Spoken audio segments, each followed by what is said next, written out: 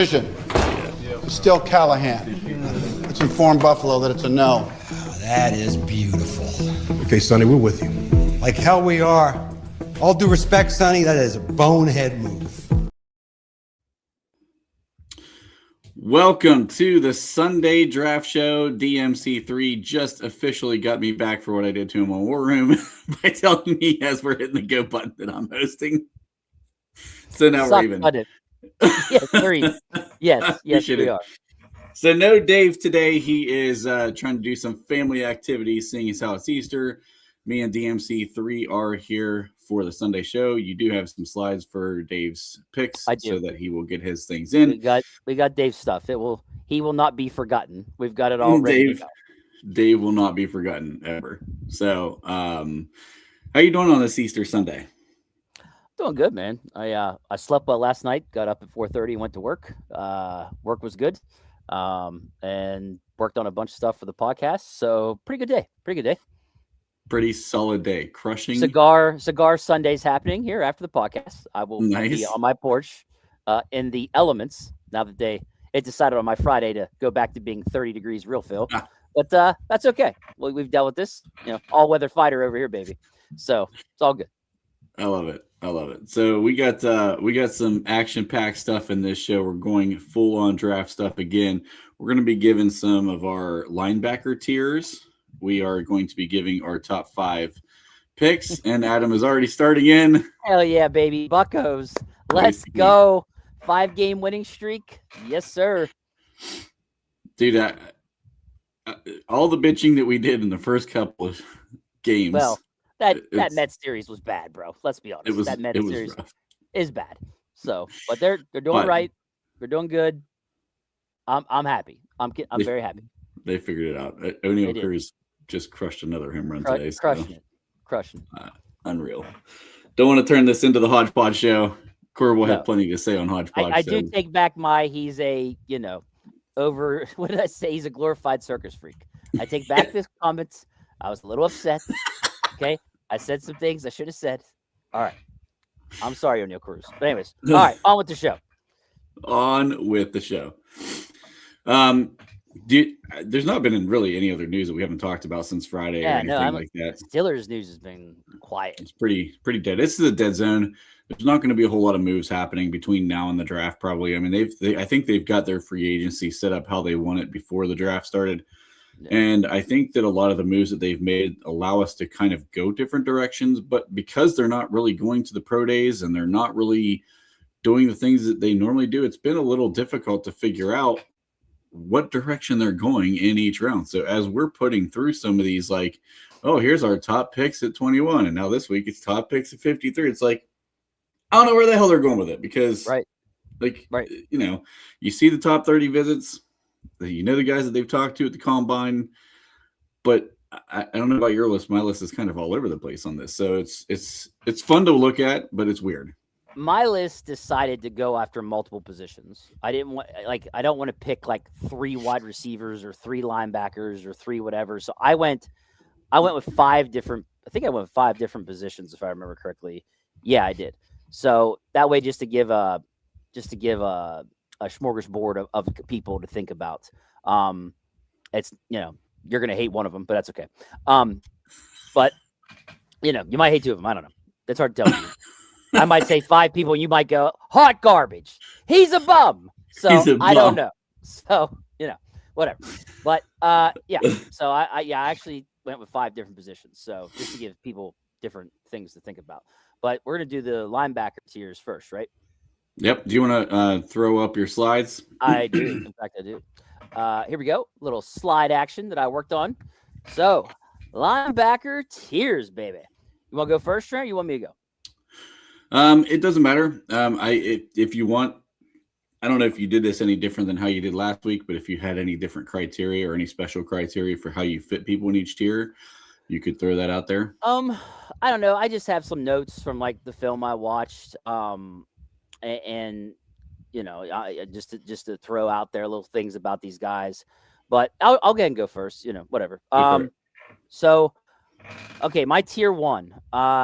So Arvell Reese, my God, this guy is an amazing combo of strength, speed, balance, technique, a pressure guy. Like I was wondering why they were like there was debating of whether this was going to be if he was going to be an edge or not.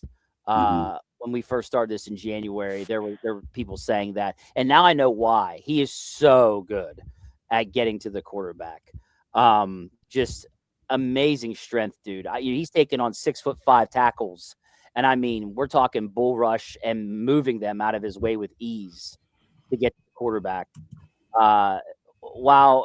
Yeah, I'll get to that too, Shocker. Don't you worry. But yeah, dude, like what I noticed with with Ohio State is that my next guy, Sonny Styles, Reese was the guy that applied pressure, and Styles was the guy that dropped back in coverage more. Sonny Styles is my second guy, downhill tackler, your coverage guy, sideline to sideline speed, excellent vision, great hands. I mean, really just making multiple plays with his hands. I really like Sonny Styles, so I put him in tier 1. I did go with CJ Allen, and the reason why mostly was just because of his closing speed. He's so fun to watch blitz. Like I like his speed to the quarterback, dude. I was like, holy crap. And I think it was you told me you didn't like him that much because of his processing, I guess you could say. Was that That's you what said I that? think. Okay. Yeah. When he's told, hey, just go after the quarterback, bro, it's like, I won't say night and day, but my dude pins his ears back. And I mean, it is fun to watch. Definitely a great sure-tacular. He's awesome in coverage. I was impressed with his coverage skills. A forced fumble guy. He forces fumbles a lot, I noticed, which I really liked. And my last tier 1, I went with J-Rod, baby. Jacob Rodriguez. Excellent hands, great vision, downhill tackler with viciousness, bro. He was going after guys, and he would throw them down with this attitude. I just loved it. Like he's just so fun to watch. He's a cover guy. He can blitz. He's a disruptor, a game changer. And here's another thing about Rodriguez. I saw a play where he intercepted the ball, running back for the ball, intercepted. He might have even been the one where he made the one-handed catch, ran back and leaped over a tackler. He looked like a running back out there. I know which play you're talking about. Yes, dude. And that was the final nail in the coffin for me to be like, yeah, J-Rod's tier 1. I'm not even going to – he's tier 1. Like, when I see him making those kind of plays, bro, yeah. So that's my guys for tier 1. So tier 2, if I was going to have a tier 1A, like a tier like where he could go either way, right? Tier 1 or tier 2, Kyle Lewis. Bro, I love his tape. I love it. He's an excellent blitzer, excellent tackler. He's fast. He's really good at forcing fumbles, got hands. I mean, he could do it all. Like when I think of tier 1 to tier 2, I'm thinking of the guys in tier 1 can do everything, right? Blitz, cover, sideline to sideline speed, interceptions, force fumble. Like he's right there. Like, I mean, right there. Now, some may feel he might be a little undersized. I don't know if you feel that way or not.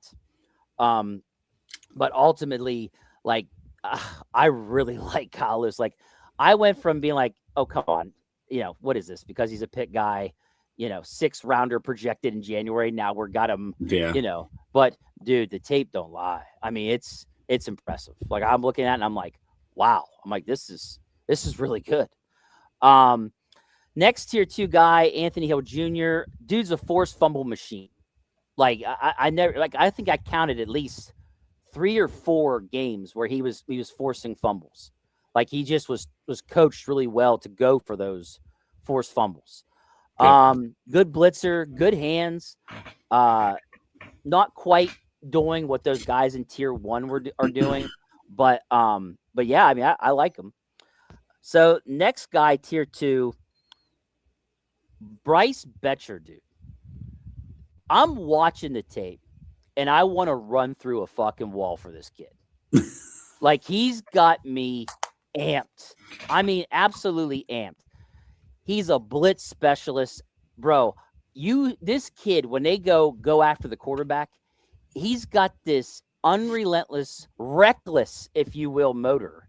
Like, he's coming full speed. If he gets killed, he gets killed, but he's getting to that quarterback.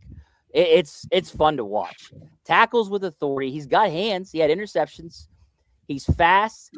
He blows plays up.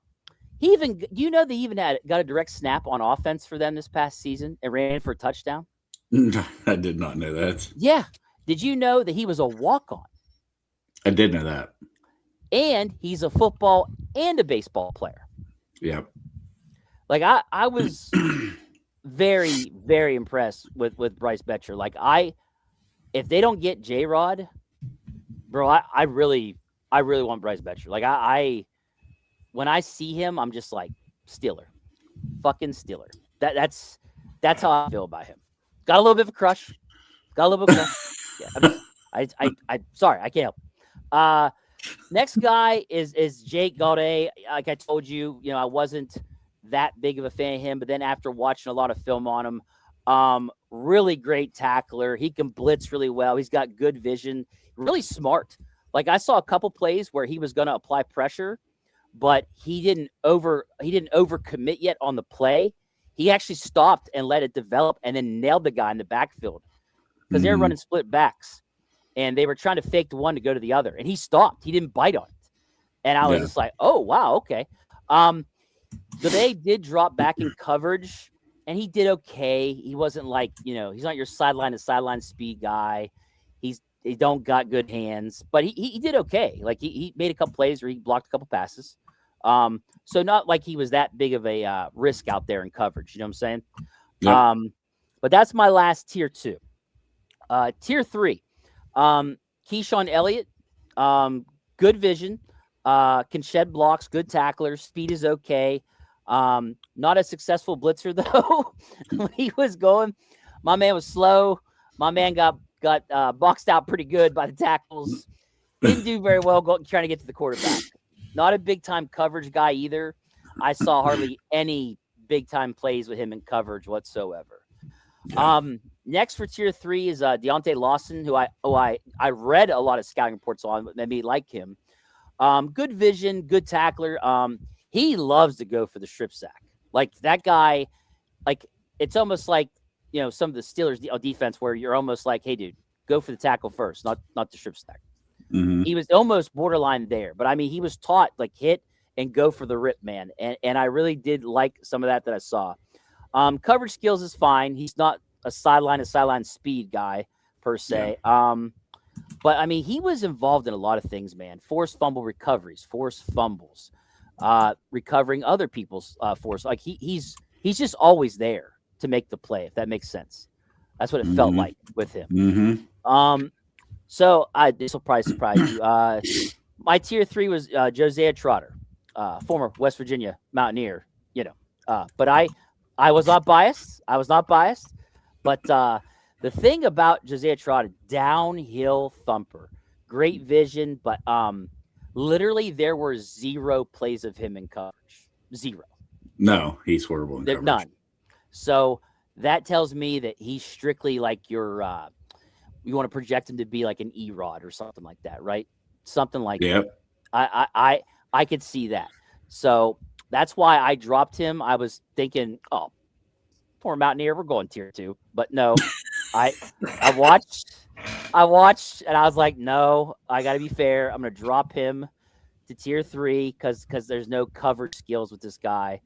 So then my last guy I got tier 3 is Tareen York. Great vision, smart, good tackler, speed is good, great blitzer. He's just a little undersized. His hands are not that great, but just to me, he's more of a downhill tackling guy than a coverage guy. I don't know how you feel about him, but those are my tiers. Yeah, Tareen York is a little undersized. If it wasn't for that, right. Like I like the tape. He's a good player. I like the tape. I just don't know at the NFL level if that's going to be an issue for him. He feels like another tweener guy. Yes. Yeah, he's right there. Yeah. It's hard to – he says 227. He doesn't look 227. But then Kyle Lewis is listed at 220, but he came in at 225. Right. Combine, like, I don't know. Some of these guys are kind of hard to judge. Okay. All right, I will go with my linebacker tiers. So I was pretty stringent on my tiers. Tier 1. So I'm considering Arvell Reese an edge because I feel like that's where he's going to end up at the next level. He might play year 1 as a linebacker, but I think he's long term he's going to be an edge in the NFL. So tier 1 is Sonny Styles. That's the list. Sonny Styles is, I think, head and shoulders above everybody in this class. I don't think there's anybody else who's even close to him as far as a guy who is a complete package 3-down linebacker who can do everything at a really high level. This kid's like a plug-and-play starter day 1 without question.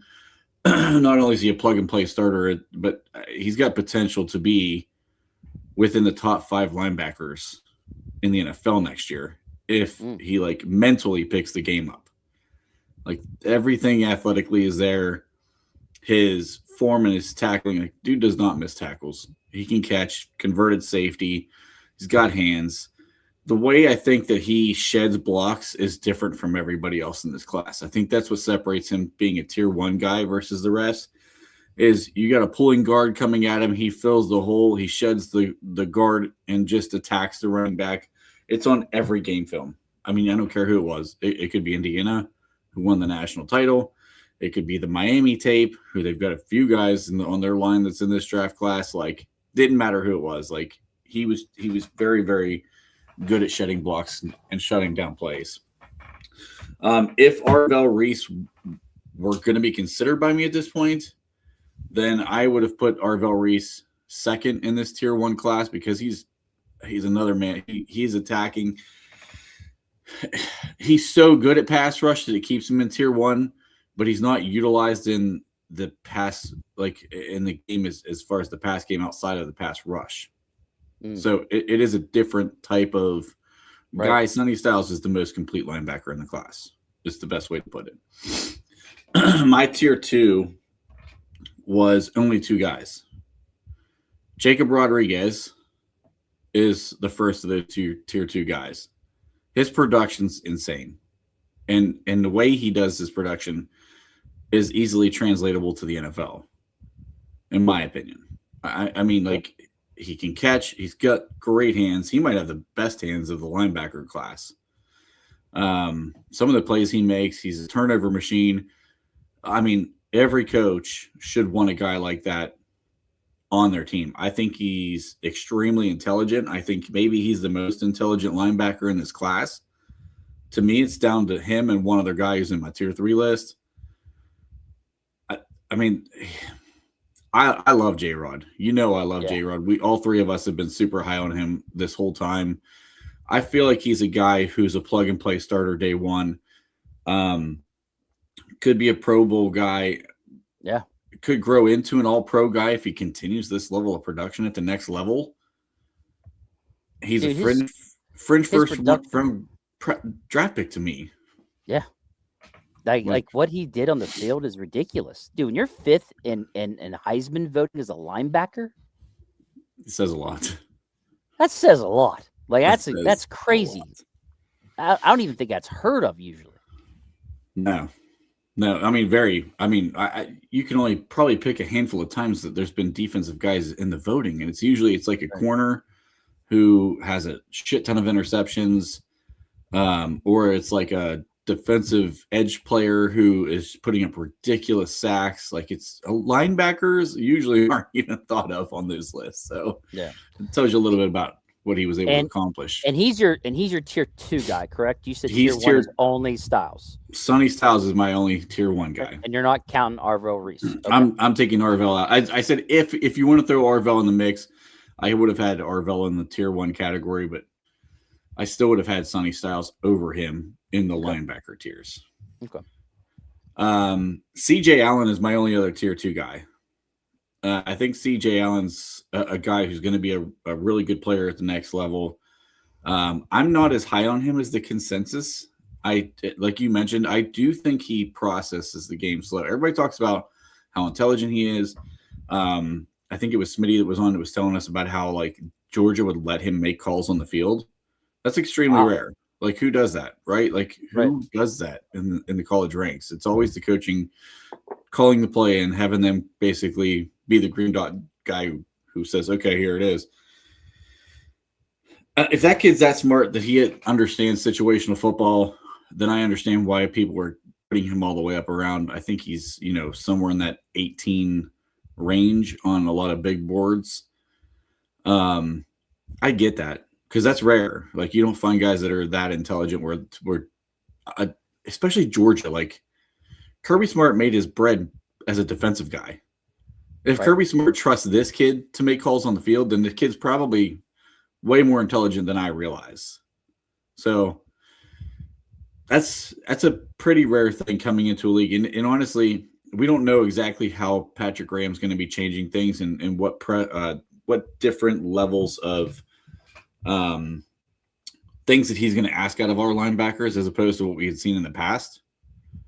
But if it's the way it used to be, our linebackers are asked to do an awful lot, which then I understand why people are putting C.J. Allen in the conversation to be drafted by us at 21. I'm not as high on him as others with that because I do think once the ball snapped, I think his processing speed's a little slower. I'm kind of in the minority of that. Everybody else I'm hearing thinks this kid processes extremely fast. I don't know. I'm just saying what I see. So maybe I'm on the outside looking in, but he and J-Rod are my tier 2 guys. That's it. And then you get down to tier 3. These are the guys that aren't quite the full complete package, but have, I think, starter upside in the NFL. They may not all be 3-down starters, but they should be solid starters or really good rotational guys at worst. So my tier 3 starts out with Jake Gallday. I think Jake Gallday is a guy who I think if his career path went differently, he would have been in the tier 2 conversation. Are you telling me I made him tier 2 and you made him tier 3? After Yes. all the talk, after all the bullshit. Seriously? Yeah, you had way more guys in your tier 2 than I did. I only had 2.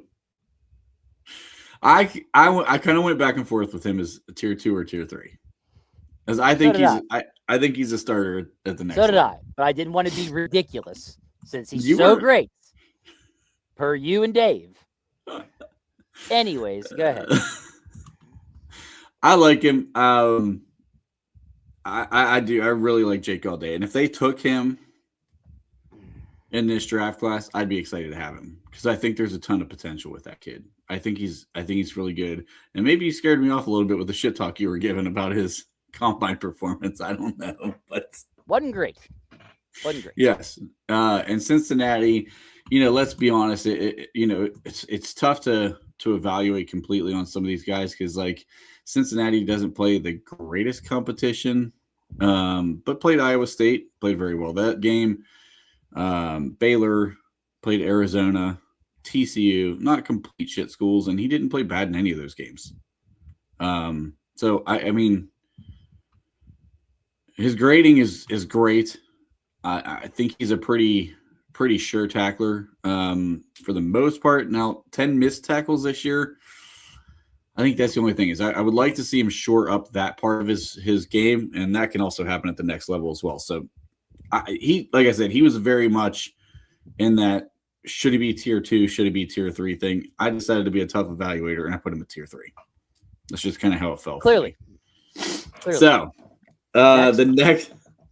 then I do think he's got 3-down potential though at the next level. Like I think he can be a 3-down player. I think he could be. Yeah. So the next one, this guy's probably the most intriguing prospect from this group as far as he's not going to be a first-round pick. Where does he fall within this draft? Or where does the evaluators in the NFL see this kid? Anthony Hill Jr. is like, he's so fun to watch. His play speed is so freaking fast, man. Like he is, and I told you, I think even though he's smaller, I think he could be on the edge for some teams. Like he has a ton of speed, and he's not small. He's 238 pounds. And height-wise, though, he's a short guy, right? He is 6'3". Oh, no. Okay. 238. So like there's good size and there's good length to that kid. Oh, and so I'm thinking Torian York. Never mind. Go ahead. Yeah. York's the guy who's smaller. his athleticism is ridiculous. He's another guy that I'm not 100% sure has like the recognition. Black Magic's in the room. What's up, Magic? I just think Anthony Hill Jr. is a guy who is either going to be ultra athletic and maybe never puts it all together, or if that kid puts it all together, you may have an absolute steal where he's going to be getting drafted. Yeah. Like he's that kind of guy. Like you never know what you're going to completely get for him. But the athletic profile's there. The Texas thing, I know you don't always want a helmet scout, but these Texas linebackers tend to come to the NFL and translate pretty well. I mean, yeah, he reminds me. I mean, Overshown. I mentioned this once before. He reminds me of Overshown, man. Like he really does. I swear to you, I was just about to say Overshown. Yes. Yes. Yeah. That's crazy. Same school. They've got that same size package, same athletic profile. Both are very aggressive.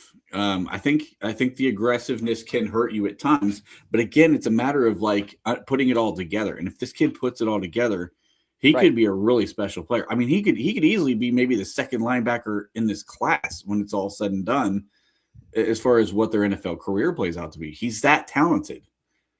It's just a matter of whether he puts it all together. So he's a lot of fun to watch. So he's definitely in that tier 3 conversation for me.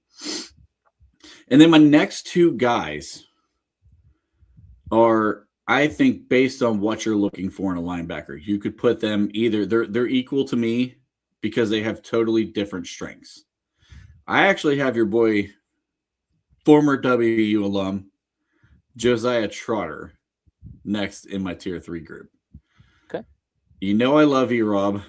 I would bring E-Rob back into the fold in our team in a minute. I'd dump Malik Harrison and I'd bring E-Rob back right now. Even I don't care how old he is. He's 32 or whatever.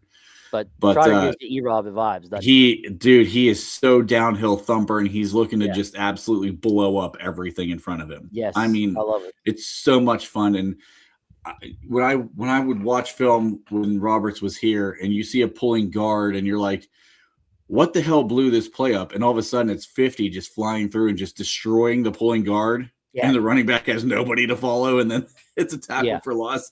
That's Josiah Trotter. He shoots straight downhill, and he just destroys everything in front of him. Like, for a guy that I didn't see any forced fumbles or recoveries or interceptions or in coverage, like, that tape was fun to watch.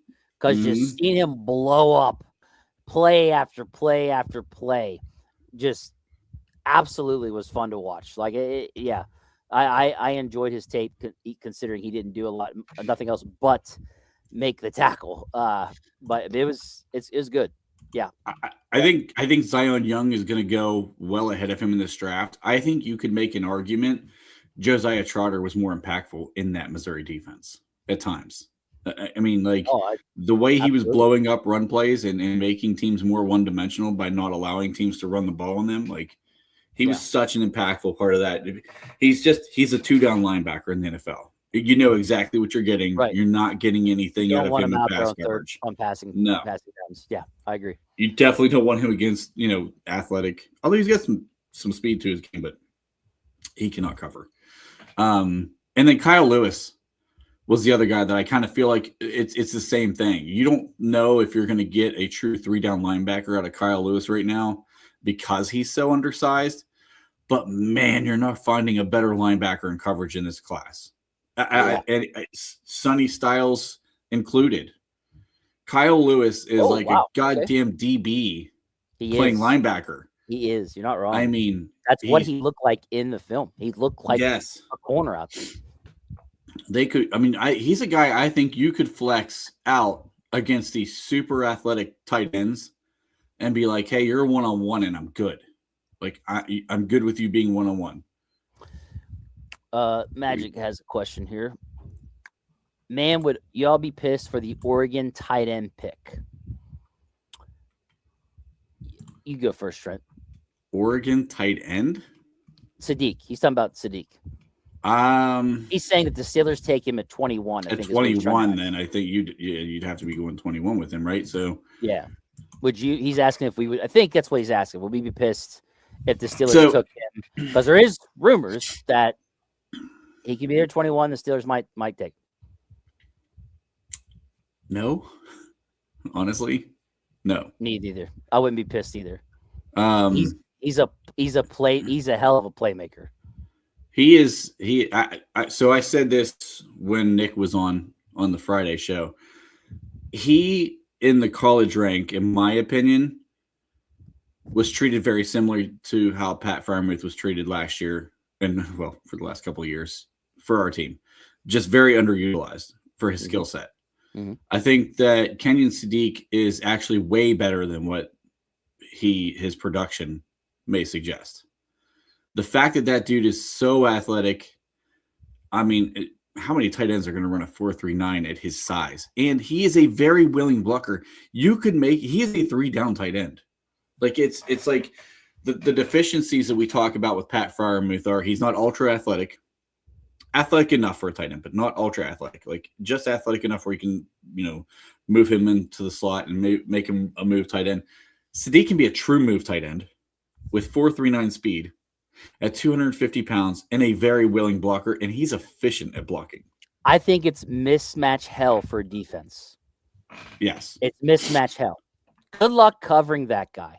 He's got you on speed. He's got you on height. Like, I would love to pick. You group him with Pittman and fucking DK, and then you go get one of those guys in the second or third round, which we're going to get to at the 53 pick here soon. But if you can go get one of those other guys in the second or third round, fuck it. Right? Like, that's the way I look at it.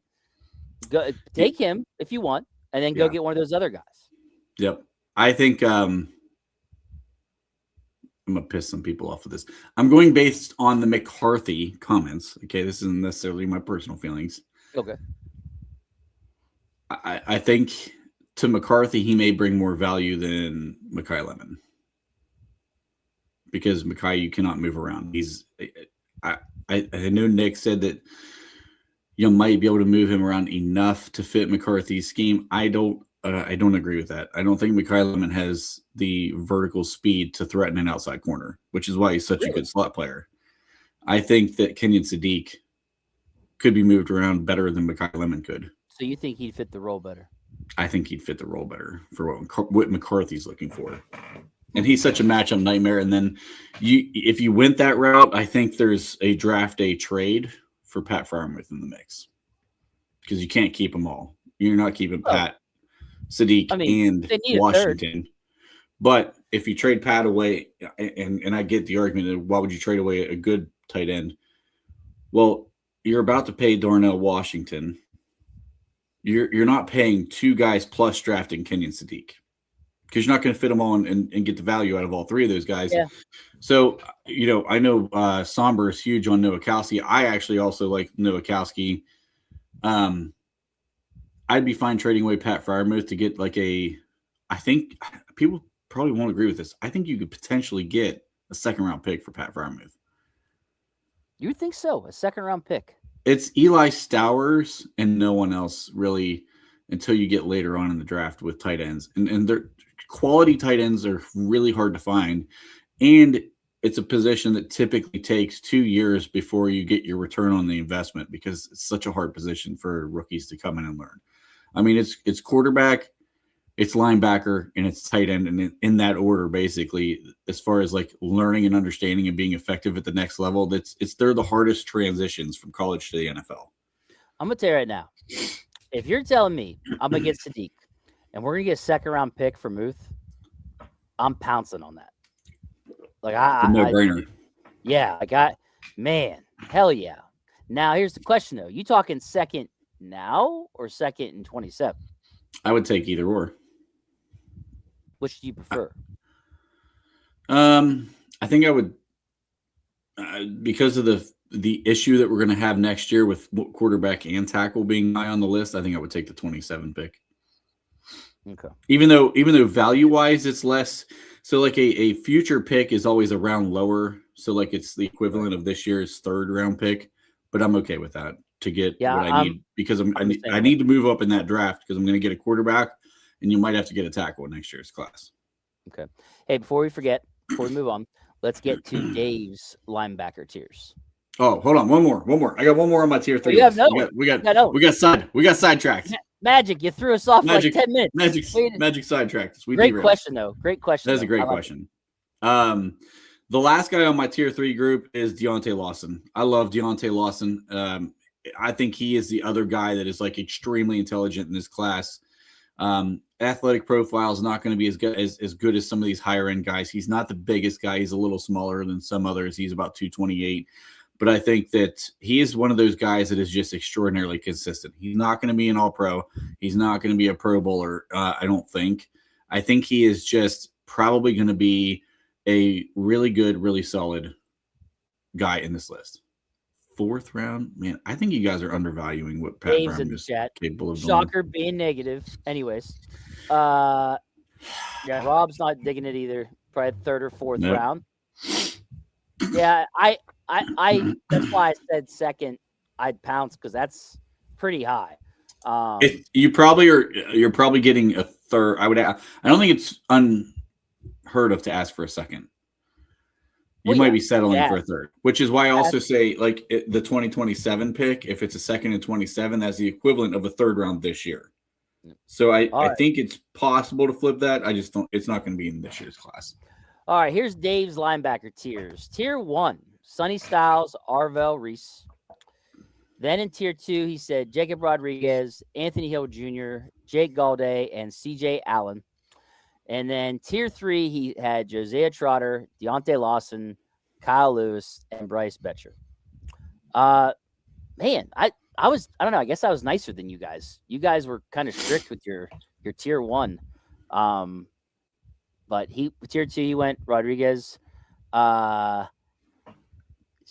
Yeah, I had CJ. You had CJ what, tier 2 as well? Tier 2 also, yeah. Was Anthony Hill Jr. your tier 2? He's tier 3 for me. So was Gold. And Galday. And then tier 3, he went Josiah Trotter, Deontay Lawson, and Kyle Lewis, Bryce. Yeah, I don't know. I don't know, man. You guys both climbed Bryce Brocher way up your list. That's crazy. Like, bro, I fell in love. I'm watching this film. I'm like, oh my God, this kid's amazing. But I don't know. And his background, a walk-on.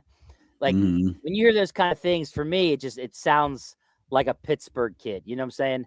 Yeah. No one knew him. He busted his ass. He worked hard, and look where he's at. Like, that's the kind of guy I'm talking about. Like, I love hearing stories like that.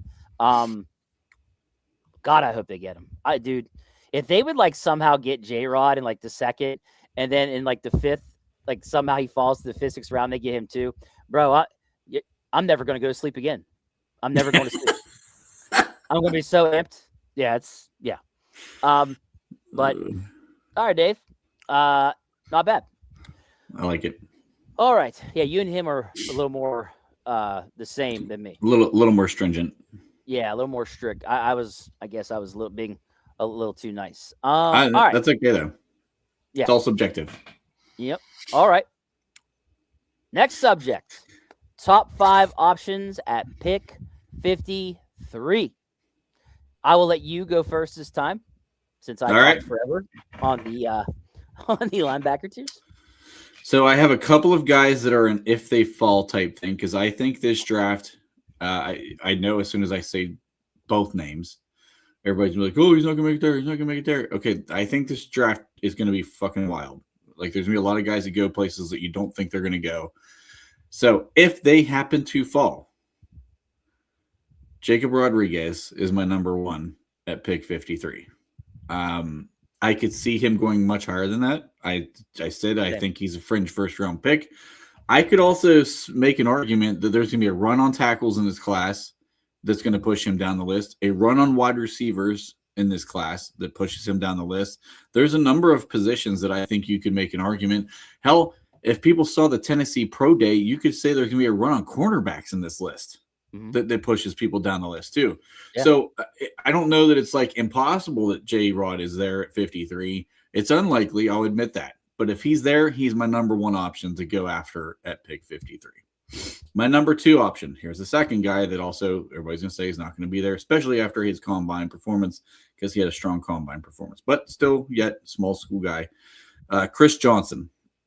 So Chris Johnson is a guy who I think his stock drastically rose because of the combine. Okay. He was supposed to be in that 4.5 range. He runs a 4.41 or whatever it was. I think that probably pushed him up a lot of lists. But because there's other corners that also tested very well, I could also see him falling because he played at San Diego State. Right. So you'll never know. Depends on scheme fit for certain teams as well. Like it's not always a shoe-in lock for where they're being projected at this moment. So he'd be a second guy. And I know everybody's going to talk about Jamel Dean. The Jamel Dean contract is structured as a 1-year deal. We don't necessarily have a long-term running mate for Joey Porter Jr., and there's nothing really behind them right now. So you need somebody in there as a developmental piece. I'm fine if we take corner in the second round right here to be an eventual starter to run alongside Joey Porter Jr. And if it's a small school guy like this, right, like he's going to need a little bit of a transition to the NFL speed, you have that time because Dean's in front of him. If Dean gets hurt, he's phenomenal as far as a backup option to bring in with his length and size. If I go a slightly different position, it's still a corner. Keontae Scott is another guy that I think would be a great fit here at this position. The Jalen Ramsey thing, we have no clue where that dude's going to end up playing it, right? We don't know if he's a safety. We don't know if he's going to be the nickel. We don't know what he's doing. Keontae Scott is a plug-and-play, probably the best, most talented slot corner that we would have on this team since Mike Hilton. We've not really had that guy. He tested like crazy. Yes. Wasn't he the one that had the really good, super physical. I think he's great in the run game. I think he's great in the pass game. Like he fits that nickel corner role so well. And the way today's league has just all gone to 11 personnel, taking a slot corner and pick 53 is not crazy. I think it's a pretty smart move. So I like him in that position. If we go safety, Stooks being at this range seems like a shoe-in fit. And his position versatility also makes him a smart pick because he played corner in college. He's projecting as a guy who plays safety at the next level. He could be a deep safety. He could be your nickel dime corner. He has a role in this offense. So even if they wanted Ramsey to be the starting safety this year, Stooks is still going to get on the field because of his position versatility. He's got that star Micah Fitzpatrick type role that they did with Alabama. They could use him in that same way and then make him the eventual long-term starter at free safety after that. So I like that pick as well. And then I did double up on linebacker here because I think it's a higher priority than what we're going to see play out right now in the conversations. But Jake Galday is also a guy at 53 that I think would be a good pick too. That's my 5. I don't. Yeah, not bad. 4 out of 5 ain't bad there, buddy. Yeah. I mean, tier 3 guy. Who takes a tier 3 guy in round 2, right? You know what I'm saying? Anyways,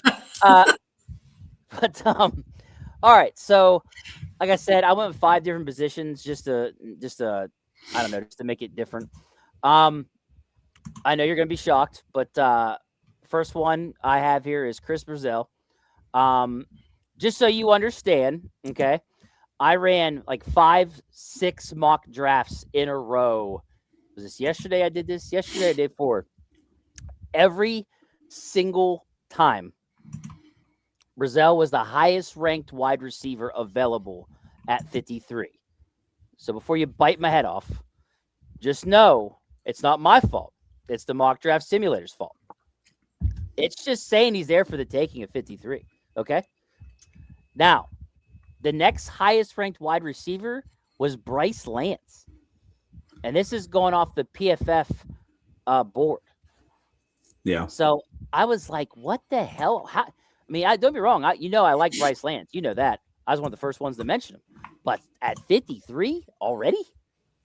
I was like, that's kind of steep.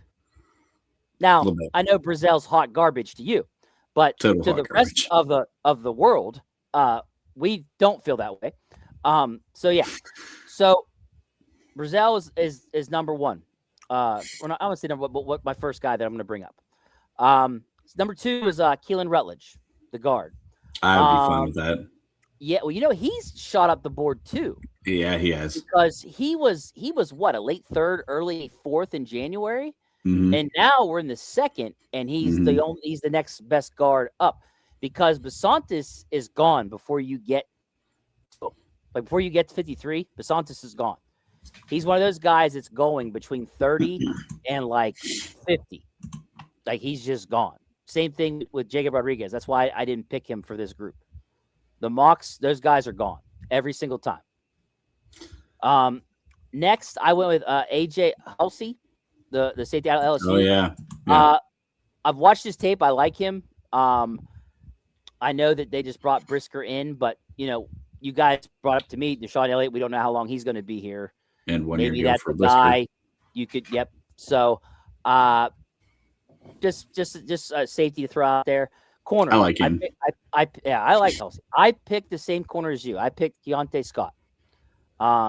Tested great fit. Like I'm right there with you. So that's when you picked him. I was like, oh, okay, cool. That's one of the guys I picked. And my last one is Eli Stowers, tight end. If say they don't take Sadiq, but they are looking for that next tight end. If he's there, which my mocks showed him there. Yeah. I ran 5-6 mocks every single time. Brazell, Rutledge, Halsey, Scott, and Stowers were there. So that's why I went with those 5. Because of right now as we sit, April, whatever the hell it is, April 6th, whatever. Those guys are the guys that are being mocked to be available for the Steelers at 53 using the PFF big board. Can I be honest for a second? I actually like Keelan Rutledge better than I like Chase Basantis. Yeah. Okay. And I'm in again, this is another one of those things where like I'm way in the minority on this thing because everybody's got a decent gap between the two, but second round talents. But you get like you mentioned, Basantis is the top of the second. Rutledge is kind of like in that bottom, like last third of the second round. So there's a gap between them, but Pregnon is the second best guard on my board, but I think I'd rather have Rutledge than Basantis, and maybe I'm missing something. Maybe I need to watch him again. I don't know. I don't know. Like Pregnon's a fucking mauler to me, dude. Like I like Pregnon. So is Rutledge, man. Rutledge gets in the run game, and he is nasty. Like he's a nasty blocker in the run game, and I think, I don't know. Maybe it's plug and play. And you've got 40 billion-year-old Rodgers back there. Yeah. You need a pass pro guy. You understand what I'm saying? I know. Like it sounds great, but fuck. But yeah. So those are my 5. Let's get Dave's. I like the list outside of Chris Brazell being, It's okay. You picked Golday, so it is what it is. Fucking bum. You picked Golday. He's a bum. That's all right. He's a bum. He's a bum. Hashtag he's a bum. All right, let's go. What's Dave got? Dave's top 5 options. Damn, number 1, Keelan Rutledge. Yeah. He's way high on Rutledge then. He went Keelan Rutledge, Keontae Scott, Chris Brazell. Man, he has 3 the same as me. Skylar Bell. Interesting, wide receiver. Man, his tape is awesome to watch. I do like that. He made some crazy plays. Yeah, his contested catch rate's like 66%, which is ridiculous. Yeah, it's ridiculous. And then Anthony Hill Jr. So I don't, it's literally like, 3/5 of my list. So I like it. Of course you do. Yeah. He's also got hot garbage, Chris Brazell on this list. Listen, I mean, a guy who gets absolutely fucking bullied by UAB cannot be on my list. I'm sorry. When you get thrown over a water cooler by a fucking cornerback, basically is what happened with him. You're off my list, dude. You also put up 177 yards and 4 touchdowns against Georgia, that's also pretty good there. That's okay. They've got one DB in this entire draft class against number 6 ranked Georgia, but no big deal, right? No big deal. One DB in the class, and then no one. And the DB couldn't cover him to save his life. Good. Just say. Okay. All right. Let's stop the hate. The next Martavis Bryant. That's why Dave's all in. Yeah, he's the next Martavis Bryant if he was 25 pounds heavier and had about fucking a 40% increase in his strength. But he is not the next Martavis Bryant. I'm sorry. I can't. I just can't. All I right. can't. Anyway, So, all right. That is it. a lot of good options. Yeah. I think there's a lot of guys on the list. The second round is like so flush with talent. Second and third round, you're going to find some quality starters in there. I saved this by Adam. He's saying he thinks they should trade up for Pregnon. Yeah. I'd be all in to trade up for Pregnon. Give me 1 second. I'll be right back. I think Pregnon's listen. He even though he's a little bit raw because of the fact he's not been playing football for a long time. There's obviously a reason why he's the second guard in this class. I would trade up for Pregnon in a heartbeat. I think he's a very talented guy. Played in Oregon. Obviously, there's some good competition in this class that he's played against throughout the year. He's in that 36 range right now, according to PFF. He is a little bit older. He's 24 and a half years old, so he's obviously an older prospect. But again, not a ton of football experience in his background. So, and I think more importantly, he is a left guard. So, but if you look, 88.1 pass block grade, 85.8 run block grade, zone grades at 93, gap grades at 69, true pass at 85.1. Like he does everything well. Like he just does everything really, really well. He's given up 1 sack in 3 years. I mean, you find many linemen out there that's only given up 1 sack in 3 years. That's a guy you want on your team, right? Especially because you mentioned Aaron Rodgers, an older guy. I'm taking a guy who's only given up 1 sack in 3 years, and I'm willing to trade up to go get that guy too if it's available. You're talking about Pregnon? Yep. Yeah, dude's a beast. So I'm with you, Adam. I would trade up for him. Would you trade up for him, Corb? I'd be tempted. I think there's a big enough gap between he and even Keelan Rutledge, who I like is my next guy. So, yeah. All right. Anything else before we wrap up the Sunday draft show? No, I think I'm good, man. I think that's all I got. All right. Sounds fantastic. Well, everybody in the comments, thank you as always. We always appreciate the feedback. The draft shows are the one that you guys probably get into the most because it's draft season. Correct. But we're getting very, very close to our 500 subscribers. So keep sharing this, subscribe, all of the good stuff. Until next time, hope you all have a great one. Just like that, I left everything. I dropped out of high school. See ya. I said goodbye to my girlfriend. See ya. And I left my family. See ya.